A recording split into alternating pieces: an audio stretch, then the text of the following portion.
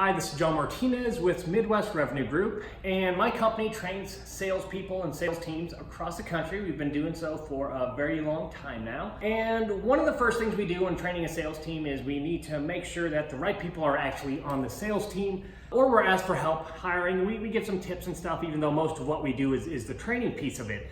But I want to point out one big mistake that a lot of business owners and a lot of companies are making when they hire salespeople.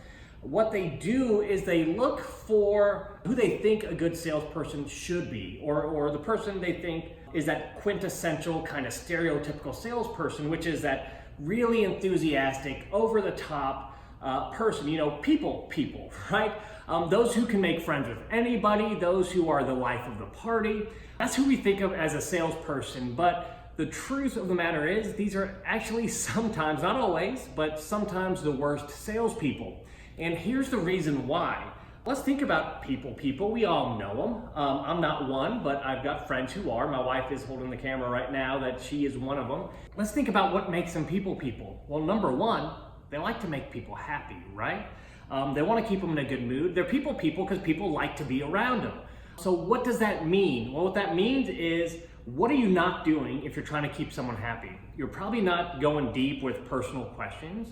You're probably not asking questions that make them uncomfortable. In other words, you're not asking the questions that make great salespeople great, right? They're not probing, they're just staying surface level and very cordial and that type of thing. So they're not asking the right questions. Now, the second reason why people are great salespeople usually is kind of like the first reason. They talk a lot. Usually they don't stop talking.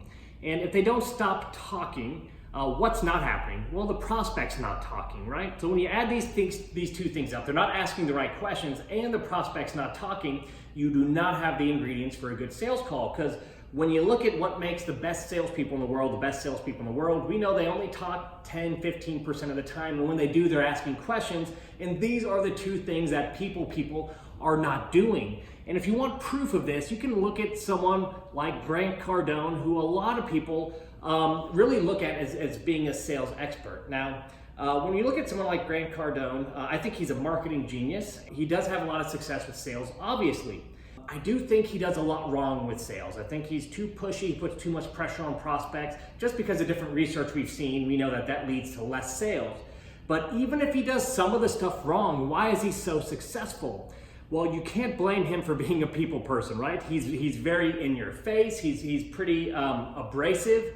Many people don't like his personality, but that being said, he asks the right questions. He gets to the truth. He's not afraid of people not liking him. You can never fault him for that, right? He is not the type of person who is very careful not to hurt your feelings. And because of that, he has those two qualities. He goes deep. He's not afraid to go deep and ask the right questions.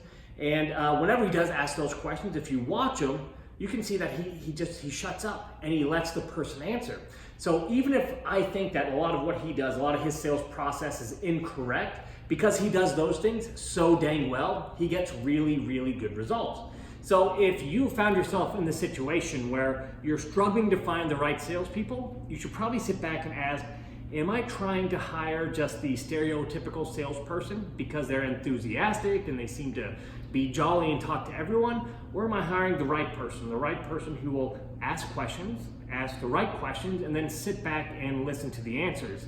If you think about that, it might help you with your next hire, and it might help you build a better sales team. If you thought this was useful and you think someone else might find it useful as well, please go ahead and share it with them.